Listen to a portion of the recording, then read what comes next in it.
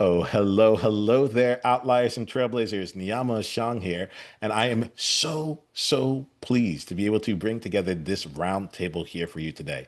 We have four amazing featured trailblazers who are going to be sharing their experiences, their unique takes on life, and the unique ways that they are continuing to move themselves into the edge as they lead their movements and create their businesses and impact. Let's go ahead and get to meet our trailblazers today, shall we? Why don't we start with you, Michael? Michael, the question I'd like to ask everyone when I come into this space is for you to tell us more about you and the game you are playing. You mind sharing more about that? The game I'm playing is to help people understand who they are, how they work best, and how to bring that into everything that they do in a way that works for them and for everyone else. Figuring out how to do for ourselves is hard. Understanding how to do this that works for everyone else too, that's the really challenging part. And this is something that I had done my whole life, although it took me a long time to understand this is what I was doing. I thought I was going to be an architect. I thought I was writing code. I thought I was helping companies validate the quality of their software. And that was all stuff that outcomes that happened. None of it is what I did. What I was actually doing, the outcomes I was most grateful, along with my dog, is helping the teams work better together. Michael, I appreciate this way of looking at things as we come in. I think it's a you're sparking new questions in mind as we come along. So thanks for getting us started in this way. Why don't we go over to Will? Will, let us know about more about you and the game you're currently playing. Um, so my name's Wil Otero. Originally from Brooklyn, New York. Now I live in Pocono Mountains. My day job is an interesting one. I'm a pit boss in a casino, and then in the evening I'm a podcaster by night. I have my podcast talk about my podcast, which has led me to really dig into my entrepreneurship bag. It's The podcast started me on my journey to be an entrepreneur because it led me to starting my production company. This year we launched a publishing company. A couple of years ago we launched the internet radio station. So it's helped me find my purpose and helped me kind of find myself in a way. Well, I'm glad you're playing here, Will. I'm glad. Thank you for bringing that to this conversation. Let's see where we go with it. All right, Deb, why don't you let us know more about you and the game you're playing right now? Sure. Hi, everybody. I'm Deb Donig. I teach at UC Berkeley. And as for my game, I am by training a professor of English literature, and I work on ethics and technology. And the question that I get asked all the time when I say that is, well, why is a professor of English literature working on ethics and technology? And to that I say that before we can build anything, we first have to imagine it. There is no technological product without somebody imagining what the world could or should look like and what the future could or should look like. And so I'm really interested in the realm of our imagination, how we imagine a better world to look, what kind of stories we imagine when we think about a better world, and how tech companies leverage and oftentimes manipulate those stories and our sense of the good and their marketability in order to deliver us a future that may or may not be in our best interests. I'm also really interested in who gets to do the imagining. The people who get to do the imagining get to create the future. And so for me, if I want to create a world where our technologies serve the diversity of human values, it starts off with creating a room where people bring a diversity of perspectives into that imagining. That my heart sings with what you just said there. It meant for many different reasons. We'll get into it as the conversation goes along. But thank you for both the work you do and for choosing to play it in the way that you want to. It's like you're like, I can play this game and I'm bringing my skills to this. I'm bringing my lens to it here, and you're doing it in a way that really lifts us all up. I appreciate you, Deb. Thanks. All right, Peter, let's get to know you here. Tell us about you and the game you're playing. All right, so I'm Peter Banigo. I think, like I said earlier, I'm a multi-layered person, so I love building. I've been building things, businesses for the past 15 years, if I remember now. I love art. You can see some DIY behind me when I was playing with for a while. I have a lot in my sitting room too. I love plants. I don't have them here right now, but they're everywhere around me. I love DIY also, so I love a lot of things. Then, what's the game I'm playing? The game I'm playing currently is one of growth, of focus. I think I have a lot to say about that and of consistency. So that's the game I'm currently playing. All right, y'all. This is it. We're lined up. Um, I'm going to start off this first question here. You're going to see I'm going to stay in real time with each of you. But there's something that I think both Michael and Deb brought in, which I thought was really fascinating.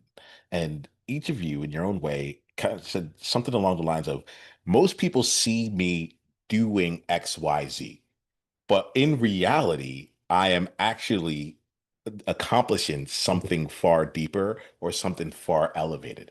I mean, that you're like the realm of imagination. I like you just got me with that here. You're talking to a lot of people who are visionaries. There are a lot of people who are leading in this way.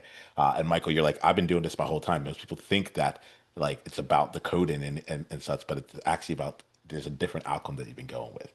And so that got me thinking here, because I think a lot of us trailblazers out there are kind of oftentimes say, well, this is what I do.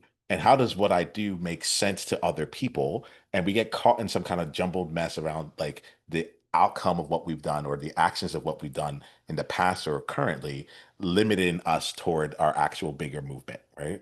And so I'd love to open up a conversation here around some of the things that you all do that most people don't get, like the deeper elements of it all. And then, Michael and Deb, you've already told us some of those things. Uh, Talk to us about a little about maybe about the journey to own that because it confuses people and and at the same time it makes perfect sense. All right, would y'all be open to sharing things here? I'm not going to call anyone, so you can just go ahead and open your mic, and then we'll let the conversation flow as it needs to. Sure. Well, I'll start. Um, I like stories, so I'll start off with a story. Teaching at a university, I get to talk to a number of high-level experts, but for me, I actually really like the kinds of talks and the kinds of experiences I have where I can talk to the public. And last week, I gave a talk at a brewery, right, called Professors and Pints, and I was sitting there with a bunch of people who came to hear a professor talk about their research over a couple of beers. Again, this is the kind of experience I really love. And I gave a talk. They gave me 45 minutes to give the talk. And I think a lot of people thought that the experience was about me delivering the ideas. But for me, the most important part was what happened next, because people came to me with questions and they filled the next hour and a half of that experience with their questions, not questions that they came in with, but questions that grew out organically from what I had said. And then they stayed until the brewery closed, talking to each other. And so I think so many people see the journey of thought leadership as sharing or unilaterally pushing out ideas. And I actually see it as starting a conversation. And so I think what people think that I do is deliver thought. I think what I think that I do, and I think the most important and valuable contribution of my work is starting a conversation. Movements begin with conversations. Movements begin with persuading people. That's actually a backbone of our democracy, the ability to persuade other people to move in the direction of certain values and to accomplish that collectively. And I think that that's what really great thought leadership does, not push out ideas, but start a conversation. And what a better place to do it than a place like a brewery, right? So I think that podcasting in particular, this medium that we're all engaging in right here, is a modicum of democratizing that kind of access and ensuring that people's voices get heard across a multiplicity of different venues and through a number of different streams. And so for me, that I think is the key factor of the work that I do and the contribution I'd like to have. Thank you so much, Deb. Like this is, I love the energy that's in here. would love to get other voices in this space here. And you can either respond to Deb, you can build off her, you can come in with your own answer to it all. You're going to see me muted. I'm just let y'all play for a little bit. Like, let's just have a combo around this. One of the things that for me comes out of what Deb was just saying is that you, Deb, helped people understand a little more of who they are and help them bring that into that space. So often, whether we are by ourselves or with other people, we show up in the way that we think we're supposed to, which very often some part of that is how we really want to show up, what really works for us. And much of that has been gifted or laid upon or forced on us from other people, often from the best of intentions. And they just never thought or didn't know to ask or didn't know how to tell how well this fit for us or not. It sounds like one of the things that you did really well and very effectively was to help them express more of who they are and ignore, cast off, let go of some of all that other stuff so that they could show up with the questions they really wanted to ask and have the conversations they really wanted to understand with each other.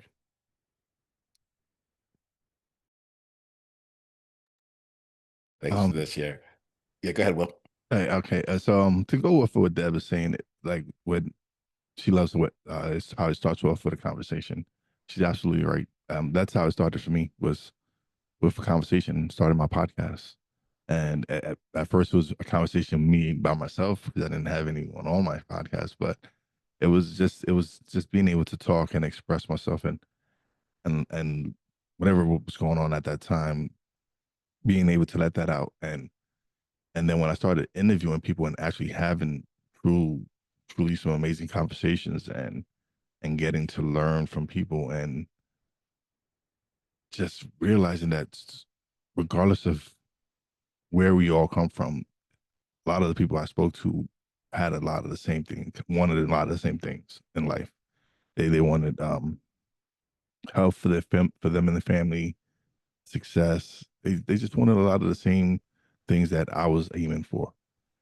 And being able to hear these people go through whatever struggles they went through and me telling my side of the story, it was just something that helped me really find my purpose. Like, me and you've had a conversation off the air, and I told what I was saying. I was 40 something years old and I didn't know my purpose in life, and it took me to start a conversation and have these conversations to really find myself and discover that, man, I'm here to serve others. I'm here to help others, and have people come on my platform, share their stories, and have me share my story because I've been through so much in my life, and just being able to just go out there and have an impact, because it's amazing when I just the messages sometimes I receive from people who listen to the podcast, and when they listen to it and they just come back and they tell me, hey, thank you for this episode. I needed to hear whatever was the message that was delivered in such and such episode. I didn't know that me personally, I didn't know I had a voice. Me and you discussed, I said I wasn't in media. I didn't do media prior to this. I'm a pit boss in a casino. And so to be able to come and do this and have these conversations and grow and develop as a person and find myself and discover that I have other things that I want to do. Like, I want to get into coaching and speaking. I've started a production company with my podcast to help others create podcasts because I know what I went through to start mine. I know the struggles I've been through. So it just like that for me, just beginning the conversation was very important in everything I was doing. Nice, man. Thank you very much, sir. Will. Peter, anything you want to say on this one here? You don't have to. Like, we don't have to go around with each time, but like, if there's something that's calling you, please bring it in. Yeah, I think still on the topic of podcasting, I think it's really done a lot for me. I think I mentioned earlier that I think that was before we started recording, that I started podcasting because I wanted to be comfortable being uncomfortable as a very horrible introvert. I I think for the first maybe 10 years or so of my life, I started different businesses, and one criteria for starting a business was, do I have to be in front of others? No. Yes, I started. Yes, I'm not starting that business. That was me. But I think podcasting now, talking to people, talking to strangers all over the world, I think it's really changed me, because when I started this thing, started podcasting, I remember if I had an interview like this, maybe by 4 p.m., I won't be able to relax from when I wake up till 4 p.m. because I'll be so tense. But now I think I came up here like 10 minutes before this thing started, and I'm chill, I'm okay, I'm ready to go all the way. And I think another thing too, apart from the podcasting that I do, that I pay a lot of attention to, that people don't really understand, is my health. Um, because it's made a big difference for me. For the past like 2, 3 years too, I've been paying a lot of attention to my health, and changed a lot of things about myself. And the benefits have just been so much. Like currently, I feel healthier than I did 10 years ago. It's helped me build discipline, a lot of discipline, which I need in my business, my personal life, and everything else, and also consistency, which we need for everything. So yeah, that's another thing. Awesome. All right. Well, thank you all for helping us like bring this into space here. I'm really curious as we continue on here. There's something about this space here that gets me thinking about what I'll call like the impossible game, right? And the impossible game here being a thing where most people consider it to be impossible, but you're either doing it right now or you're like, I'm like, that's what I'm all about. And so I want to bring this into this space here. Deb, in particular, I'd like to start off with you, if you don't mind. I'm giving you a little heads up. I'd like to start off with you here because I feel like I have a saying in my community. We call it "It's just a Tuesday," and what it means here is that like most people might be thinking it's a really big deal, and it's like, well, for me, it's just a Tuesday. Like I'm doing all these other areas here. Um, what I'd love for you to share with us like a goal, a project, something that you're taking on right now that might feel impossible either to you or how others might consider it to be impossible, and then talk to us a little bit about like the journey you're going through to still bring that out to life. Like it might even give you like sweaty palms. I'm very really curious about that. We start with Deb, and then we'll just open up the conversation from there. Yeah, you bet. I mean, you work on ethics and tech long enough, and you work on it in our current environment. Just to give a little bit of color to what that current environment looks like, that environment looks like a significant amount of capital and a significant amount of power concentrated in the hands of very few. What it looks like is a Congress and an executive branch that seems staunchly opposed to common sense regulation that would help minimize some of the harms of technology or push tech companies to do better. And you are looking at a financial system that exploits and also incentivizes the worst kinds of procedures, processes, and innovations, and the processes by which those innovations come to light. So it can look pretty depressing from certain perspectives, but I'm an optimist. And in my life, in the life that I've led, I have come to realize that hope is an ethic. If you are defeatist, if you say, well, there's nothing I could do about it anyway, it's in many ways a much easier position because then you don't actually have to do anything. If you have hope, it requires something of you. It requires that you push a value forward. It requires that you work to push that value forward. And I'll give you an example of what I mean by this, and I'll try and do it efficaciously so as to not take up too much time with this example, but I think it's important. A lot of us accept the idea that tech companies sell us that a better world is a more efficient world, a more productive world. That's something that I think we've bought wholesale. We buy productivity tools. Tech companies are incentivized to create productivity tools because that is their end goal economically. That is where their financial award comes from. But I would venture to say that if we really stop to think about it, and this is the work that I do, I try to get people to really stop and think about this. We don't actually want a more efficient world. Efficiency is an important value, but it's not the only value that we want to strive toward, right?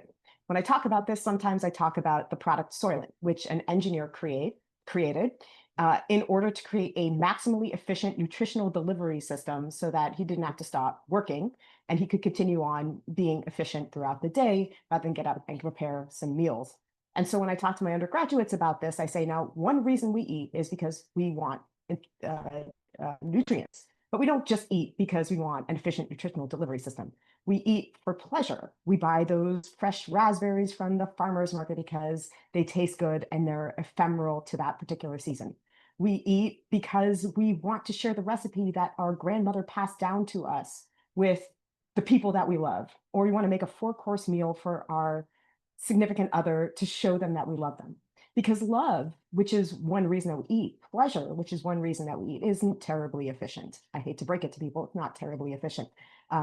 We eat for so many other reasons other than efficiency. And I would venture to say we do so many things other than for the purposes of efficiency. When I talk to my undergraduates, I say, how many of you are in a romantic relationship right now? Some of them raise their hand. I say, how many of you want to be in a romantic relationship at some point? The rest of them raise their hand. And I say, how many of you want to be loved efficiently?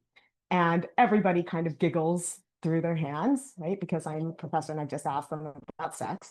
And they giggle because nobody wants to be loved efficiently. One fundamental definition of love is that we take time out of our productivity. We take care that comes out of what we could be doing to be productive in order to bestow that on somebody else. Now, if you asked people how many people are selling technology to promote love or to promote care, they'll say, no, I want to be more efficient. How many people are buying technologies as SaaS software because they're more efficient? Probably everybody. But I think that the impossible is not so impossible because we all recognize in us that we want to be loved, we want to be cared for, and that we don't want to live in a world where we neglect those values in the service of pure productivity ends. And I think that when you present that to people, when you ask them what they really want and what they want to want, then they have an opportunity to stop and think about that. And when you start to change the minds, then you start to change the market.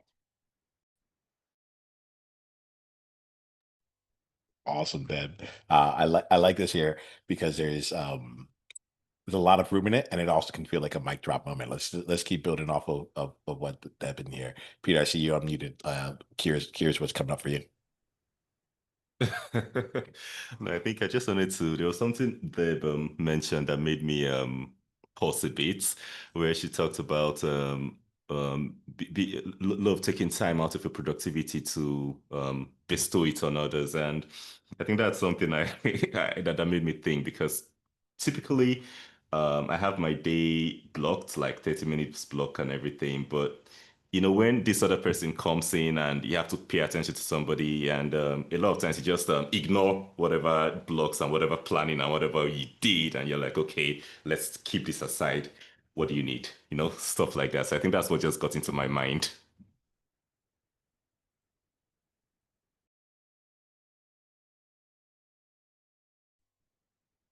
A lot of the leaders I talk with are trying to make more room in their life for all the things that they want to do, and it's never enough. And like Peter was saying, and that they have from the moment they get up to the moment they go to sleep blocked out. They know exactly what they're doing. They're eating here, they're working out here. This is a meeting, that's a meeting, this is reflection time, etc.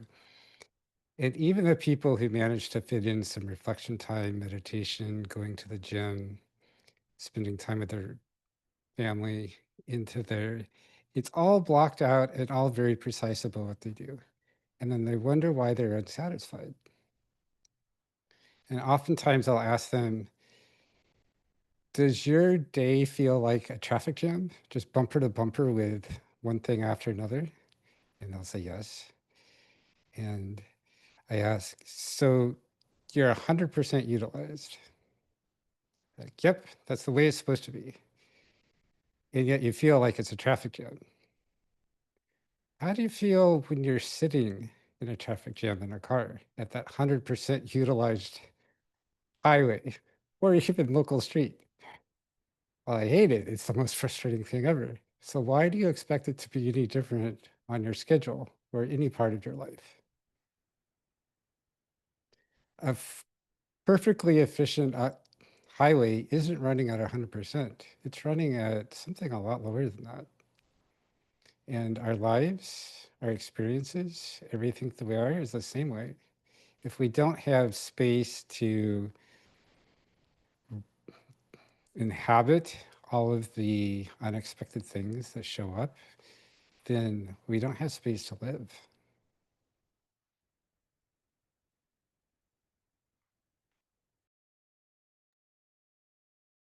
So I'm sitting here right now with this traffic jam metaphor working through me right here. Um, and you both right now, you have me thinking about efficiency in a really meaningful way. It's challenging my thoughts right now. All right. And I think that the areas where it's a challenging is not just in the micro around like a specific project, but in the efficiency of like building the business, the efficiency of bringing the movement together, the efficiency of like how quickly should my career be coming along, or the success that I want, or the vision that I have in the future. How quickly can I bring that out to life?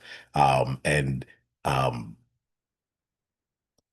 what's going on is that uh, it's challenging me as I'm thinking through what I have considered to be like the metrics of success along the way. And to some of the points that have been made here, what am I giving up along the way, even though on one side it may look like how it's supposed to look, but it doesn't feel like how I want it to feel. Um, anyone else got anything else on this topic here? Oh Oh, I yeah, see you. yeah, because it's Will. But because it's funny because I just started using like I really started building a schedule for myself, and have I followed it completely? No, because even today, for example, I had stuff on my schedule that wasn't really important, but I had some friends who it was a friend's birthday, and my birthday's on Saturday. So one of our coworkers was like, "Let me take my boys out to lunch." So it was something unplanned, and so I just ignored whatever I had on the schedule and did something that I wanted to do to spend time with people I care for.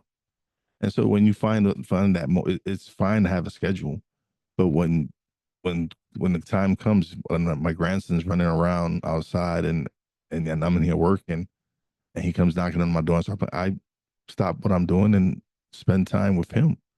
Because to me, yes, being efficient is wonderful, but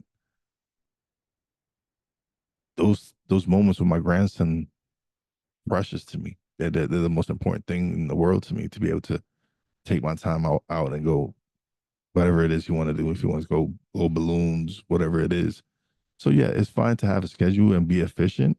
But sometimes life happens and sometimes you just got to throw the schedule out the window. Yeah, Well, I'll I just think jump in here. Oh, go ahead. Let me go yeah. with Peter, and then we'll go to So Deb. yeah. Yes, I think and one thing I would say about the schedule, it's not like it's really a bad thing because it can actually help too. I'll use myself as an example. Like I mentioned earlier, I started my first business back in 2010. It worked somehow, and I got inspired and started starting so many things. And at a point, I was all work, work, work, like for so many years. I wake up 6:30, I'm at work. I'm at work till 6 p.m. And everything else in my life, I believe, suffered because of that. Yet, yes, the businesses were growing because I had a multiple at that point, everything. But then I was overweight. Everything else was bad. So during COVID, I got some time to really get off that hamster wheel and think about everything. And I realized, I think I forgot where I heard that in life we have we have the health, we have our wealth, we have our spirituality, we have our relationships. So when you look at scheduling, at this phase in my life now, I talked about my schedule a few minutes ago. What I do now is apart from work, I make sure there must be time for health, which is like my gym, my morning walk, like 6 a.m. in the morning. I must walk for an hour. I must do 6,000 steps every day, or else that day is not complete. I must go to the gym at least twice a week. I schedule that in. Then I have spirituality. I make sure I have time for worship. I have time for prayers. I have time to do something in that aspect, then I can't really schedule relationships, but yeah. So, so that's it. So I teach data science at UC Berkeley. And one of the things that I say to my students who are budding data scientists is that that basic verb of data science, to count, means two things at the same time. It means to measure, to quantify something with numbers. It also means to matter or to value something. So we measure the things that we think we value or the things that count. And the things that we count or that we end up deciding to count actually may change what we value or what matters to us. You can define success in a number of different ways, right? You can define success based on how many customers you get. You can define success based on how many LinkedIn connections you have. You can define success based on how many people decide to rickroll you in a day. So there's a number of different ways you can define success. The point is that we want our success to measure what we value. And that's worth thinking about. What do we actually value? Facebook tells us that what we should value is the number of likes we get on something or the number of connections that we have. It doesn't tell us much about the depth of those connections. So those two things are different. I think that we can measure our success based on any metric we choose, but we should know that our delivery and the way we spend our time is going to move in the direction of that metric or that measurement. And so we should be intentional about it. We should decide what success looks like. We should outline which values we want to pursue so that we don't mission drift, and then move intentionally in that direction. So ultimately, our success looks like what values we want ultimately to have that success be a metric of. All right, so I'm going to step in on this one here. Outliers, trailblazers. If you're listening to this right here, I love what Deb just brought in, and I want you to spend some time right now thinking about the metrics that you're choosing right now. Deb, if I was getting you right here, because I want to make sure I'm internalizing this here, because that felt right when you said it. It's not about success; it's about what we measure along the way to help us get there. That's actually going to be one of the true drivers of where we get to. I think I messed that one up, Deb. So why don't you say that one in a way that was more aligned? No, I think that that's in the right direction. So, for example, when I advise companies, sometimes I advise early stage startups, I say, let's think about what you actually want to accomplish here, and let's think about what values you want to embed at the bedrock of this company. Because once you start getting the capital flowing through and once you start getting the customers, it's very easy to move in the direction of what the other external factors and motivating drives will tell you to accomplish. But if you actually care about what you want to accomplish, define those things from the outset, make them part of the core DNA of what you are trying to do. Do not attach them on afterward like a prosthetic, because it will become impossible to live by metrics that are not defined from the beginning as core values. So if you want, for example, each of your customers to feel the depth of connection, make sure that you outline that value. Think about what that would look like if you operationalize that value, right? It might mean taking 5 customers instead of 50. It might mean spending more time and more quality time with individuals, really listening to them rather than trying to give them a quick deliverable. Sometimes I talk to my students, or when I write in my book, I talk about the idea of the prodigy versus the genius. So what's the difference between a prodigy and a genius? Well, prodigy is the 4-year-old who can play the violin like a maestro, like a master. And you measure whether somebody's a prodigy by the way that they are able to imitate somebody who's great. But a genius doesn't do that. Right? A genius does something very different. Shakespeare wasn't a genius because Shakespeare had great wordplay. Shakespeare wasn't a genius because he was entertaining. Shakespeare was a genius because at the time that Shakespeare staged Romeo and Juliet, wrote that play, romantic love did not exist in that culture, just didn't exist. People got married as a result of financial transactions between families or business arrangements. But so powerfully did Shakespeare animate that idea of romantic love in Romeo and Juliet that today, hundreds of years later, our proper noun for love is Romeo and Juliet. So what's your metric going to be? Is your metric going to be, I'm going to do this like this other great company, I'm going to replicate that, I'm going to do it fast, I'm going to, be a great imitation? Or are you going to be a genius? Because they require different skills. And either one is fine, right? There are great prodigies out there and there are great geniuses out there. You can define success in any way you want, but make sure you're intentional about it. And that will direct you toward your goal with less friction, more momentum, and ultimately, I would argue, more success. Deb, I'm thrilled right here as you say this here on two different levels. One, it's I have an invitation here. I just keep having invitations for trailblazers to like slow down and actually spend some time doing even just a very simple invitation exercise of seeing like, hey, what would be the metrics of success? What would you measure, similar to some of the examples that Deb brought up, toward the goals that you have or the experiences that you want to create, and then take some time too to also look at it and say like, and what am I actually measuring? Right? Just give yourself that space there. Um, the second reason that this is really calling to me, and we're about to start wrapping up this conversation, but I have to put this here. Um,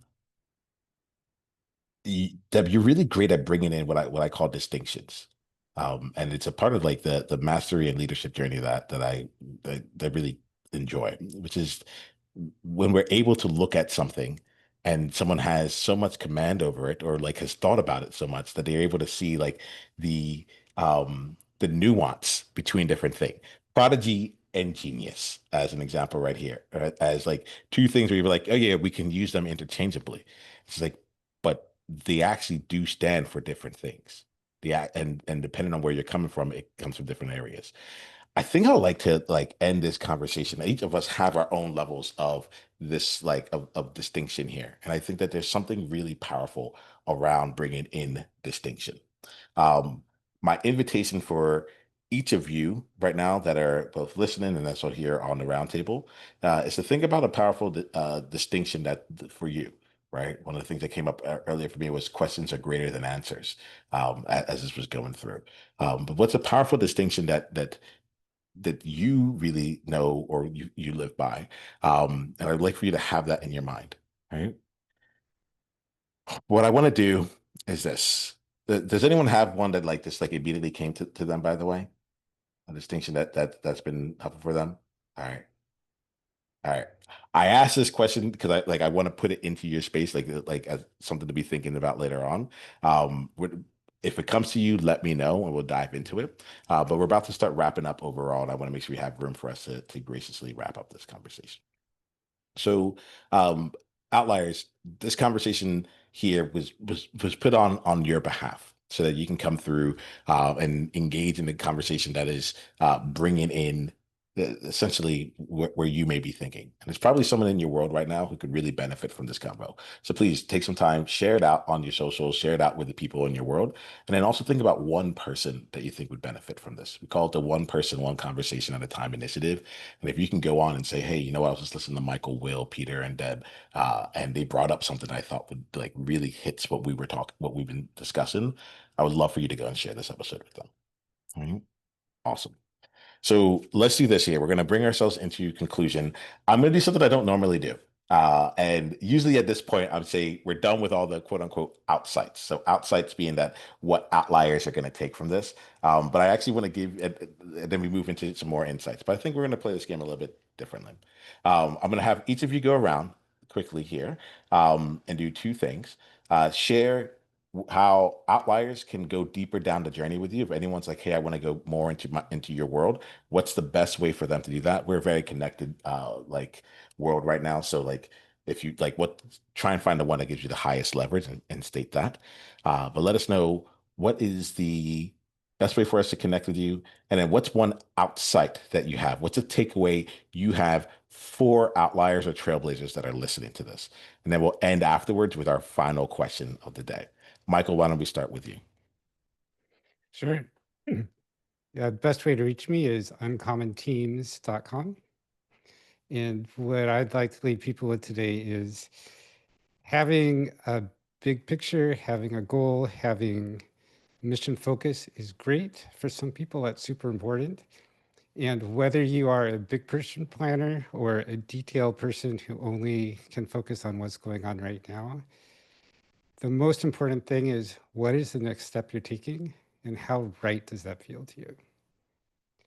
It doesn't matter if your goal ends up wandering all over the place, like one of those family circus cartoons where the little kid is going all over the entire neighborhood. or if it's straight as narrow your entire life. What matters is, does each step feel like it's the right next step for you? If it does, then do it. If it doesn't, then stop and align yourself until you find the one that feels like the right next step. Thank you so much there, Michael. Peter, let's come to you. How about you? How can we go deeper down the journey with you? And what outside would you leave Outliers with? All right, I think the best way to connect with me, probably the only social media I update is LinkedIn. So that's Peter Banigo. Or if you just want to, I think hear about what I do that help businesses make tech less threatening and more friendly, more beneficial to them. You can come on techyourbusinesspodcast.com. You can listen to the episodes. There's like 150 something there. Get to know more about what I do, learn about what my guests are doing with technology and co. Then what else? What outside I would like to leave? I think it's something I've learned over my life, and it's something I think most of us will be familiar with when we hear it. It's one thing I have on my whiteboard to my right here. It says it's easy, just unfamiliar. So I think when we're starting new things, especially, I'm always throwing myself into things I know nothing about. So, so that's my life.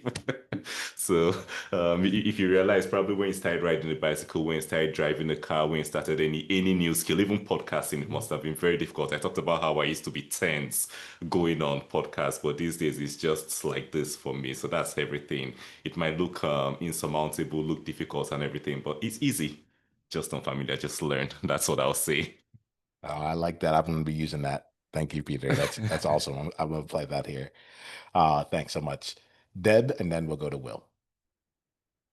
Sure. So you can find me at All Tech is Human. It is the largest grassroots community of people interested in the intersection of tech and human values.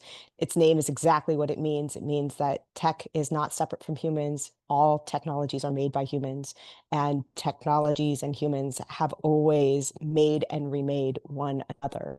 And I'll get a little bit vulnerable with my takeaway. As an academic, you spend a lot of time by yourself. If you're doing thought leadership right, you spend a lot of time in loneliness because if you're really thinking about something new, other people haven't thought about it yet. And so that can be very lonely. And after a lifetime of working, spending a lot of time by myself and relishing that kind of loneliness and feeling like I was being quite productive, which I was, I realized that the thing that really matters is community. Nothing happens without community. Movements don't happen with one person. They happen out of community. Things don't change because of one person. Things happen with a community. And for me, the thing that I'm proudest of is the way that I built community. The communities that I built are the most important thing for me. To develop a sense of love, care, responsibility for one another, I think is the most magnificent thing that we can do in this lifetime. I appreciate you, Deb. Thanks so much. Thank you. Will, bring us home. All right. You can find me at www.stuckintmymindpodcast.com. And the one take I want everybody to know is listen, I don't know, I didn't know what I was doing when I first started podcasting. I didn't know anything about anything. And so when I started podcasting, I started really investing in myself. I started taking courses, started investing in quality mics. It was because it was something that was just drawing me to it. It was the fact that, you know how they say an old dog can learn new tricks, and which is bold because this old dog here is learning a whole bunch of new tricks. I've learned so much in these past 5 years. I've kind of helped discover who I am in these past 5 years doing my podcast, and being able to express myself and come out and have these conversations and come and meet wonderful people like on this panel. This is all amazing to me because we're in all parts of the country and the world, and to be able to connect with people now and have these conversations and learn from so many different people. Like, I got a lesson from Deb here today.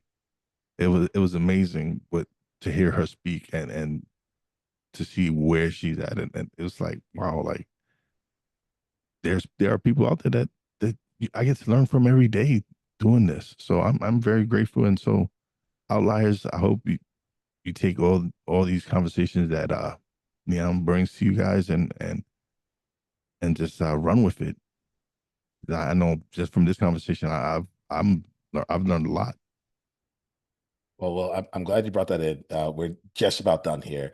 I end every conversation with, I actually really like stop doing outsights. I don't really leave space for this. I just really trust y'all. And I was like, I think y'all will have something really good to share here. But really, I end every conversation actually with an insight. So like at this point, outliers are taken care of. Y'all have said everything you needed to say. What's something that you are leaving this conversation with for you? And Deb, you're making me think right now, like this is how I build community. Like we actually get a chance to see each other and we find a way to grow in every single way that in every single experience that we're here. So if there's an insight or a takeaway that you are taking with this conversation that's going to improve you as it goes on, we'd love to share. And if there's nothing that came out of this conversation for you, that's totally cool. Just say that too, and that's all right. All right. Take a breath on that. We'll just do this. We'll go around the circle fairly quickly on this one, not to be efficient, but this also just we could do it. We'll go with Deb and then we'll go with Peter. Sure. Very quickly, get 5 people in a Zoom room, and you never know what can come out of it. And it can be any 5 people. None of us knew each other going in, and all of us are coming out of it as friends. So 5 people in a room, new birth of a new community, new birth of a new conversation, new potential direction. It can happen with any 5 people. Thank you, Deb. Peter. Yeah, so I think I picked a lot of things from everyone here, and so it won't be fair to really pick one thing out of everything. But it's been a really great conversation, and yeah, You I mind just enjoyed being a it. little bit unfair? To just pick one of the things There's I just some, learned yeah, from there's something you're everyone. taking out. It just helps a second come through. Yeah. Yeah, I think the one Deb talked about efficiency and tech trying to make everything efficient when we don't really need that efficiency. That's one thing too I already thought of because that's sort of my job, making everybody efficient with tech, and I'm like, hmm. Oh, I felt you on that one, Peter. Deb, how does that happen to you often where it's like, oh, but that's the thing we were doing? I appreciate that, Peter. Thank you for also playing. I appreciate like you stepped in on that one. We'll go with Michael and then we'll go with Will and be done for today. Michael, insight for you? What I'm most taking away from this conversation today is how much I want to get to know each of you more because, oh my gosh, I'm so curious about what got you here and where you're going and how those all fit together. It's nice. And all of y'all have different platforms. So that's one of the best things here. Please reach out to each other. You're connected here and here. And then Will, you bring us home for today. Oh man, there was so much that I like. A lot of the stuff Deb said hit home for me. But just the unique personalities of everyone here. Just everyone is so different, and we all, like you said, we all have different backgrounds. And just to see that people from all walks of life can come together and just have some wonderful conversations, it's to me, I just love that. But the efficiency stuff was really kind of hit home for me right now because of me the scheduling and everything. So that was something big for me. It's nice. Well, look, I love playing this game. I love asking these things. I never really know what anyone's going to say, and it's because all this is made up, but we get to be in the realm of imagination, as Deb brought up earlier. I think I like that. I like that place here. Thank you all for playing. I imagined this thing, and now we are here, and we're continuing on here. And Outliers, Trailblazers, for any of you out there that have something that feels impossible, that feels like your metrics of success are different from others, like use this conversation as a bolster to continue walking down the path that you and you alone can do, and then bring others with you because it's better in community. All right. Until the next time that we talk, remember this: be you on purpose. Journey on.